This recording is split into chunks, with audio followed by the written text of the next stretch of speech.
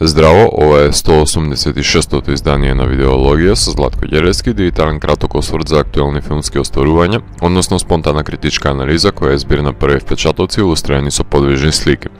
А денешниот репертоар е Анет на Лео Каракс, во кој станува збор за животната сага на стендап комичарот и провокатор Хенри, кој глуми Адам Драйвер, и неговата сопруга оперската пејачка Ен, која ја глуми Меријан Котилард. Тие се гламурозен пар кој е под будното око на жолтата штампа, жртва на публиката, односно безглавиот звер, како што ги именуваат. Филмот го следи нивното стапување во брак, како и раѓањето на нивната невообичаена ќерка, која има посебна моќ да го еманира магичниот глас на незината мајка.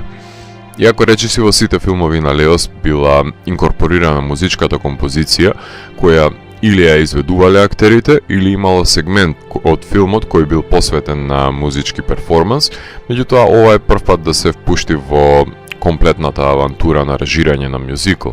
За да се реализира таа идеја, ја има помошта од Рони Расел Майл, односно дуото кое го предводи бенд Sparks, кои ја работат и музиката на филмот. Тие создаваат едно либрето во кое го следиме подемот и падот не само на нивните кариери, туку и на долната спирала во која се слизнува нивната љубов, која води во фатална разрешница.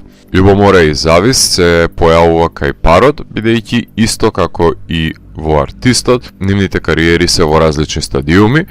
Автодеструктивниот стендап настап на Хенри, кој иако се обидува да ја каже вистината низ шеги без да биде убиен, воопшто не е интересен за гледање, што е намерно. Ќе доживее пропаст и кариерата му е во надолна линија, за разлика од оперската бравура на Мерион, која распродава концерти, а тој ги откажува. Хенри постојано се оддалечува од разумот, претворајќи се во социопат, кој ќе погледне во амбисот и не само што ќе му се допадне, туку и амбисот ќе погледне во него, како што би рекол Чичко Нич. Верувам дека има многумина кои нема да се подготвени да гледаат ваков класичен мюзикл, одбработен од Леос, меѓутоа тој не се отклонува од фантастичните елементи, како што е појавувањето на невообичаеното дете и неговата волшебна песна, која е ехо на незината мајка. Тие што нема да бидат согласни на постоењето на овој фантастичен елемент, ќе го отфрлат филмот, но тоа е веќе нивен проблем не на Леос, па затоа нема да сакаат да погледнат во мрачната страна на Хенри, која е жанровска кованица, но за да ја согледате треба да го восприемите карневализирањето и влегувањето на филмот во експлоатационите води, налик Devil's Carnival, во кој родителот сака да го искористи талентот на детето за да остане релевантен. Подли карактеристики на болна амбиција. Меѓутоа, овие Корманови одлуки ги респектирам затоа што Артхаус се пресретнува со Грайндхаус, но од секогаш едните ги краделе идеите на другите за своја полза, така што се е релативно и се е едно исто. Да беше вообичаен мюзикл, немаше да погледнете пеење на Драйвер во вагината на Марион, ниту соголување на Драйвер, ниту пораѓање на мајката, така што Леос не абстинира од неговата експлицитност и авангардност да се первертира нормативот. Проблемот е што способен е тој за многу повеќе од оваа патетична пропаст на ликовите, туку умее и емоционално да ги соголи и да го истакне потентниот микс на завист и страф од губиток, што маестрално беше одработено во The Lovers on the Bridge и во првите негови филмови. Иако лейтмотивот We Love Each Other So Much е повторлив, кога ќе се имплементира во текот на филмот со варијацијата на тема, го постигнува својот зацртан удел.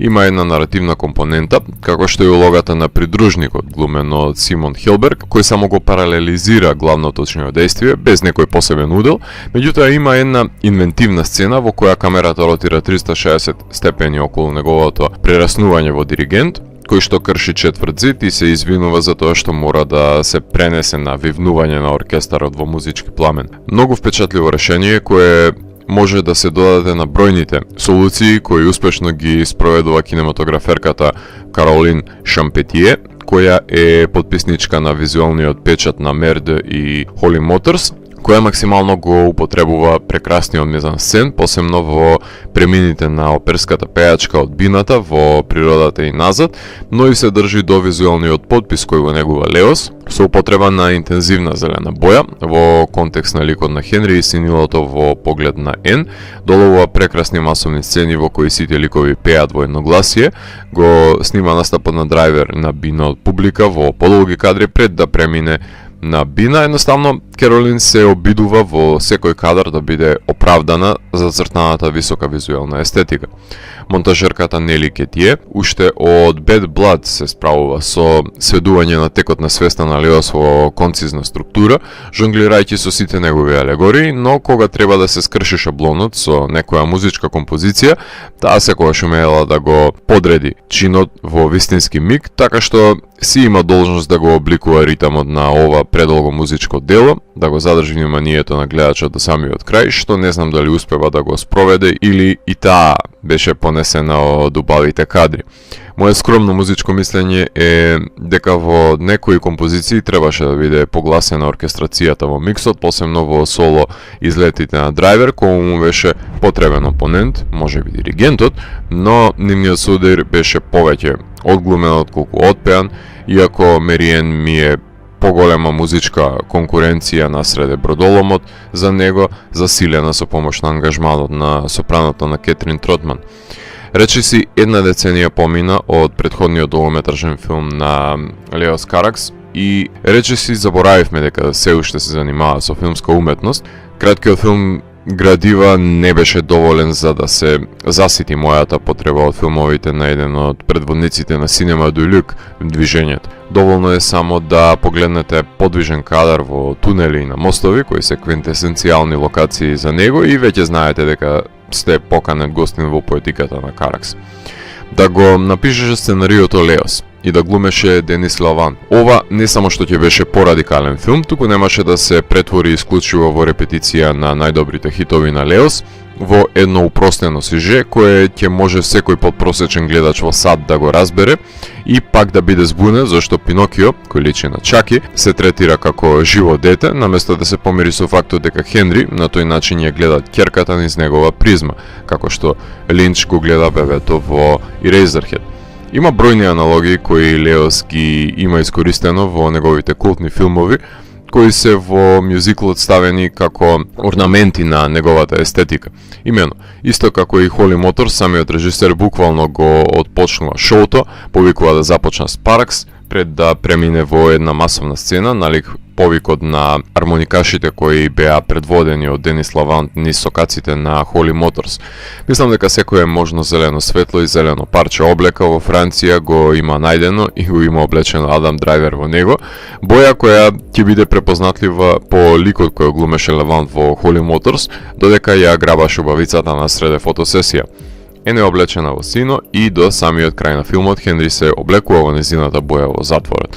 Фаталните љубовни саги се составен дел од сите сценарија кои имаат произлезено од неговото перо, например додека Денис Лавант и Жулиет Бинош ги оживеа прекрасните бездомници во The Lovers on the Bridge, потоа фаталниот Пола Икс, записателот кој се залюбува во неговата исчезната сестра, па толкањето низ улиците на напуштениот режисер во Boy Meets Girl и надминувањето на смртоносниот вирус кој ги затекнува жителите во Париз кои водат љубов без љубов во Bad Blood.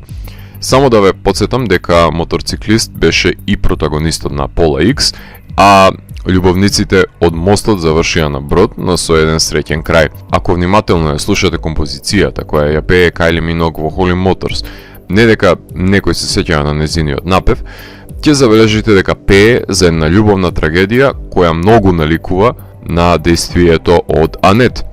Додека сме кај злоставувачите, сцената во која се појавуваат девојките и се бунат за претрпените последици од Хенри, кои се аналогни на обвинувањата кои ги доби Вајнстин. Само да ја подсетам дека The Lovers on the Bridge започнува со логото на Miramax, така што потребно било да реагираат луѓето на времето, а не да го толерираат и одобруваат тоа токсично однесување, само за да може да и користат врските на Вајнстин и да бидат на чекор поблиску до наградите. Така што смешно е што 20 години подоцна дури и Леос го обвинува ова однесување. На другиот насилник наликува Драйвер во затворот пред да ја добие болната слава од медиумите. Ќе откриете на кого мислам кога ќе ги стави очилата на неговата глава. Неретко луѓето завршуваат како молци залепени за светлото на славата, така што способни се да нагазат секакви човечки вредности, само за да може да останат подолго под него. Но да не исправаме криви дрини, затоа што злото просперира таму кај што не се соочува со спротивставувањето и отпорот, туку со премолчаното одобрување. Морам да ги појаснам моите критериуми кога е во прашање мюзиклот. Јас не сум кој знае каков поборник на класичниот облик, иако не можам да го порекнам квалитетот на еден Чикаго. Јас сум поборник на алтернативниот мюзикл, кој што најчесто содржи рок-н-рол опера и жанровски елементи. Затоа мојот омилен мюзикл ми Ripple Genetic Opera и не можам да кажам дека не содржи добро отпеани машки делници, кога свинитот на Тим Бартон ги има тие почести за мене, посебно во машките дуети кои ја пеат наративната нишка. Секако дека е поквалитетно одработен од In the Heights на Миранда, кој се појави во текот на годината, но до крајот на годината треба да бидеме во очекување на генеричните класични мюзикли West Side Story, Disenchanted, Everybody's Talking About Jamie, Cinderella, Dear Evan Hansen, Matilda, Tick Tick Boom, Vivo, Encanto, Sing to Cyrano. Така што ќе имаме распеана година, но нешто ми кажува дека Анет ќе се издвои од сите нив по својата меморабилност и ќе биде мюзиклот на годината баш поради тоа што Леос не е популистички, туку претенциозен автор, кој калкулира да не им го даде на гледачите тоа што сакаат да го видат, туку тоа што треба да го погледнат за да согледаат што има надвор од оградата, иако и тој пати од конвенциите на мюзиклот. Драстично порадикален и по содржајано е од пластичните The Greatest Showman, La La Land, Mamma Mia, Les Miserables, Cats, посебно Cats, меѓутоа оваа рок-опера не може да се мери ниту со Томи, ниту со Коса. Убаво што ниту Руни Мара, ниту Ријана, ниту Мишел Вилијамс не се нафатија на улогата на Ен, затоа што Мериен е одличен избор и за глума и за пеење на улогата, а незиниот партнер, не знам колку е сестран актер, кој е доволно мотивиран да биде и харизматичен стендап комичар и пеач и актер, но непорекливо е дека е спретен и физички спремен за улогата. Неговиот лик се граничи помеѓу трагичното, патетичното и комичното, а тоа емоционално прелевање го следи и самиот филм. За разлика од Marriage Story, тука ликот на Драйвер не допушта развод на несогласување околу оддалечувањето на партнерите, затоа што го решава на убиствен начин. Филмот го отвори Канскиот филмски фестивал и освои 2 палми, една за режија и друга за музика. Јас имав можност да го гледам на отворањето на Синедес под отворено небо, а кога Мериен пее за Ветрот во ноќта, во исто време провеа и во парк и неспорно е дека природните елементи го збогатија доживувањето. Amazon Prime ги имаат правата за дистрибуирање на филмот, така што неизбежно е да заврши на нивниот стриминг сервис на крајот на август, а во Европа ќе може да се погледне и на Mubi. Едгар Рајт се погрежи да ја документира музичката кариера на сценаристите на Анет во филмот The Sparks Brothers. Ова е нерамномерен мюзикл, кој не е по сечи вкус, но не се ни останатите филмови на Карак за сите, но тие што се склони да се напијат од неговиот зелен пијалок, само затоа што им се допаѓа вкусот, ќе уживаат во филмот затоа што е направен за нив. Убаво е филм да ја подели публиката, затоа што да беше генерички мюзикл без фантастични елементи ќе беше заборавлив. Без разлика дали ќе ве заведе музиката или не, нема толку лесно да го заборавите. Само треба да ги слушнете инструкциите кои ги дава Леос на почетокот на филмот и ќе останете без див. Буквално. Ако морам да го евалуирам, тогаш Анет од мене има 4 од 5. Доколку ви се допадна 186-тото издание на дигиталната архива Видеологија, лајкувајте го видеото, споделете го и следете го каналот. Последете и по останатите рецензии на виртуелната полица. И благодарам за вниманието. Поздрав!